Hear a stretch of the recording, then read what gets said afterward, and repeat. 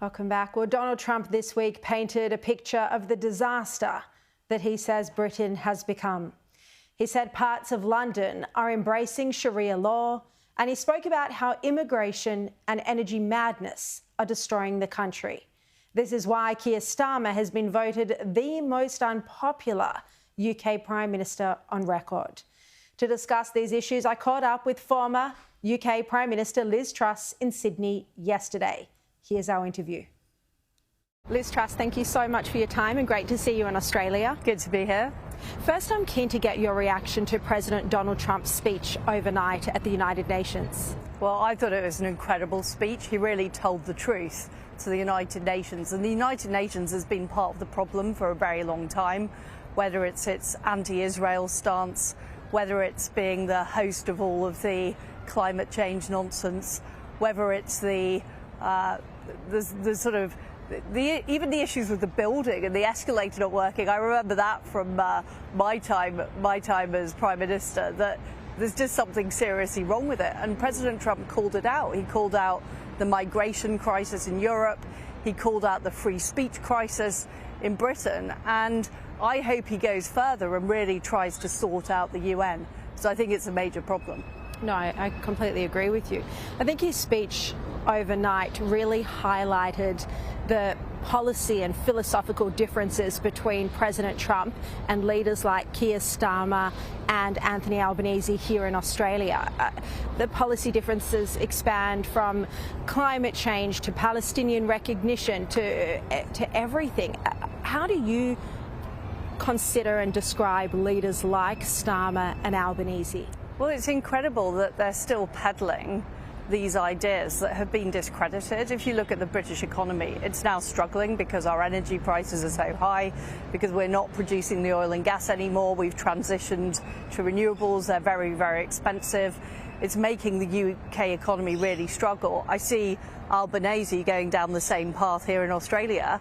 Meanwhile, Donald Trump is talking about energy dominance, and he's making the American economy much more successful. And I just think these people are still caught in the Biden era.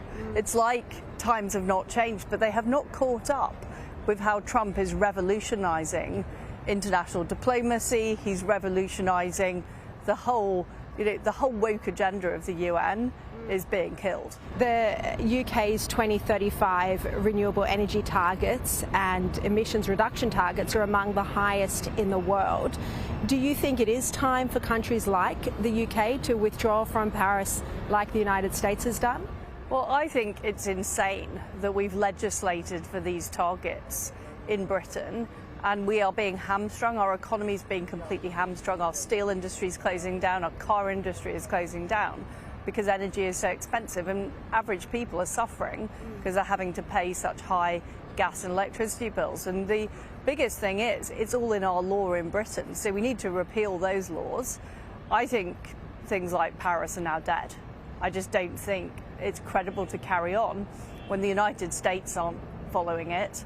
Countries like China and India are busy building coal-fired power stations and using oil and gas. You know, this is just tying the hands of Western Europe and countries like Australia, and all it's doing is making us poorer. In the UK, immigration is a major issue at the moment. We saw the recent rallies in London. I mean, the mainstream media estimated the crowd to be about 150,000. It looked much larger than that. What do you think is the sentiment behind this wave? I mean, people in Britain are incredibly frustrated. Keir Starmer, our Prime Minister, is the most unpopular Prime Minister on record. You know, he is detested by the British public, and people are frustrated about immigration. They're frustrated about free speech.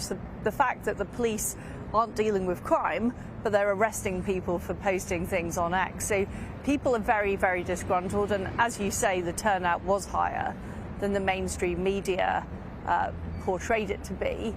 And you know, one of the problems we've got is our mainstream media is so out of touch and so part of the old establishment that we've just been talking about, the sort of Biden-led establishment, if you like. They're not following what's really going on in Britain. And I think there's going to be a seismic change at the next election because people are beyond frustrated. The next election isn't due until 2029, though. Do you think there could be movement before then? I think it's unlikely because Labour have a big majority in Parliament and they know they're going to lose the election. So if you're a Labour MP, why would you vote to end the Parliament early?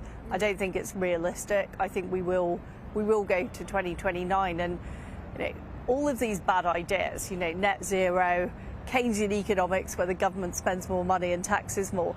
All of these bad ideas are being shown not to work, and that is what is happening now.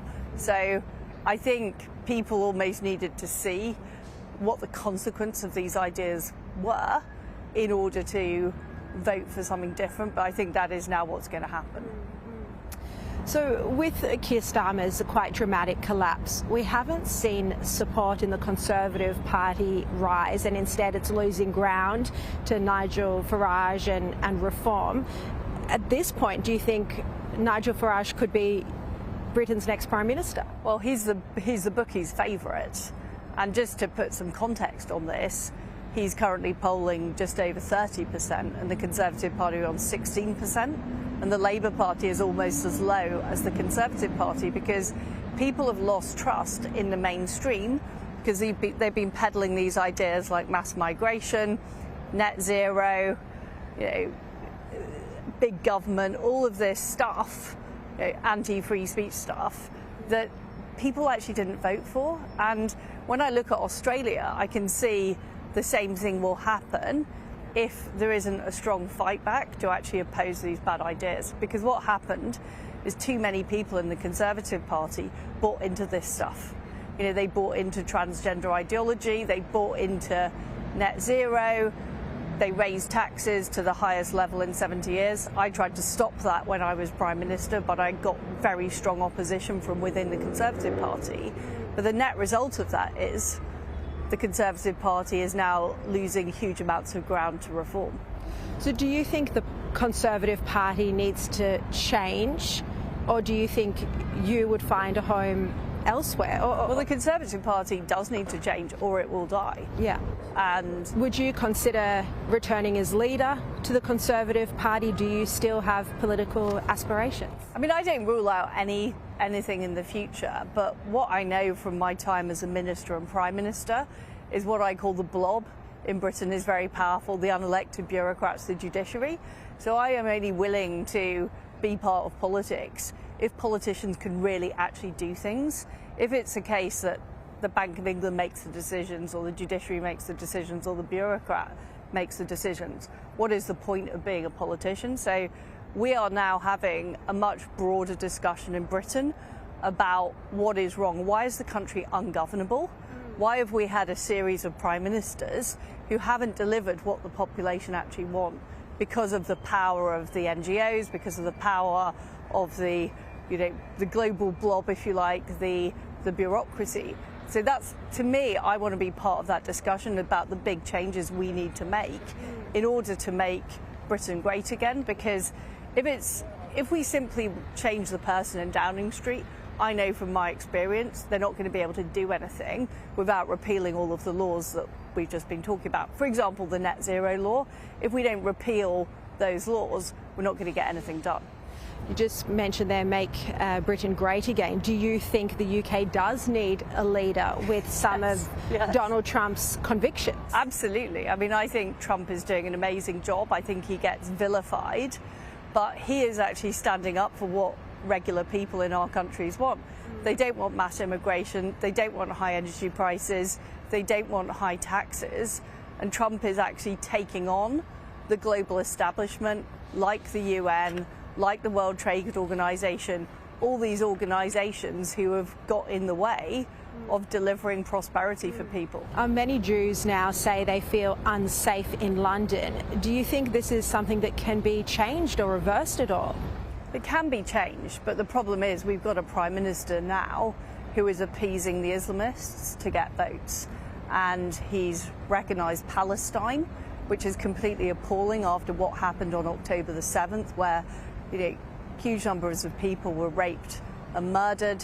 And he's not doing enough to make sure that Jewish people feel safe and protected, particularly in London, and these marches that are happening all the time. We've got exactly the same issue here. I'm interested to know your view on our Prime Minister, Anthony Albanese. Do you think he is a weak socialist leader?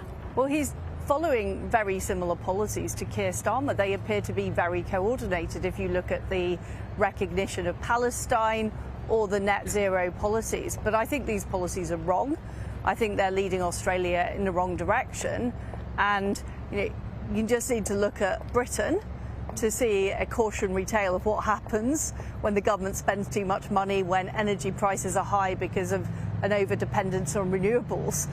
Our industry is closing down, our steel industry, our car industry, and I fear this is the future for Australia if the course isn't changed. Just finally, you met with Charlie Kirk in London earlier this year.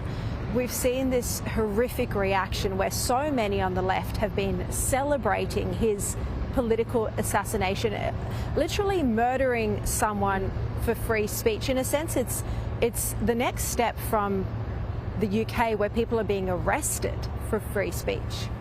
Well, it's turning free speech into a crime, is my point. Yeah, I mean, I met Charlie earlier this year in London because we are keen to have the momentum and the movement that he created, talking to young people about conservative ideas, Christian values.